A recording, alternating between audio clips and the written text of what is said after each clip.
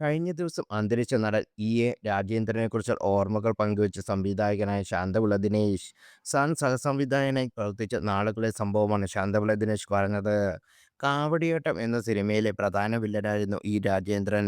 ഒരു പ്രത്യേക സ്വഭാവക്കാരൻ, ആരോടും പെട്ടെന്ന് അടുക്കുന്നില്ല എന്ന് നമുക്ക് തോന്നും. ജയറാമും സിദ്ദിഖും ജഗദീഷ് ശ്രീകുമാറുമാണല്ലോ കാവടിയാട്ടത്തിലെ പ്രധാന വേഷക്കാർ. അവരോടൊപ്പം അഭിനയിക്കാൻ വന്നപ്പോൾ രാജേന്ദ്രൻ ഒന്ന് പതറിയോ എന്നെനിക്ക് സംശയം. അതിന് ഈ മൂവർ സംഘം മുതലാക്കി എന്ന് മനസ്സിലായി. അഭിനയിക്കുമ്പോൾ പരമാവധി കളിയാക്കി രാജേന്ദ്രനെ ഒരു പരുവമാക്കി.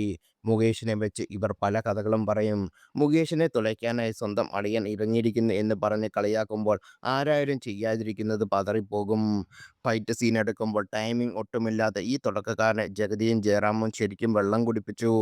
ടൈമിംഗ് ശരിയാകുന്നില്ലെന്ന് രാജേന്ദ്രൻ സ്വയം വിമർശിച്ചു കൊണ്ട് നിൽക്കും.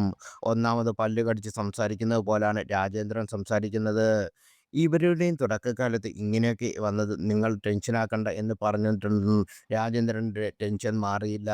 കൈമുറക്കി ഇടിക്കുമ്പോൾ അവർ മാറിക്കറിയും. കൈ ചൂരയിൽ ചെന്നിടിച്ച് കൈയുടെ തൊലിയിൽ പോയി രക്തം വരും. പക്ഷെ അതൊന്നും രാജേന്ദ്രൻ കാര്യമാക്കിയില്ലെന്നും ശാന്തപിള്ള ദിനേശ് പറയുന്നു.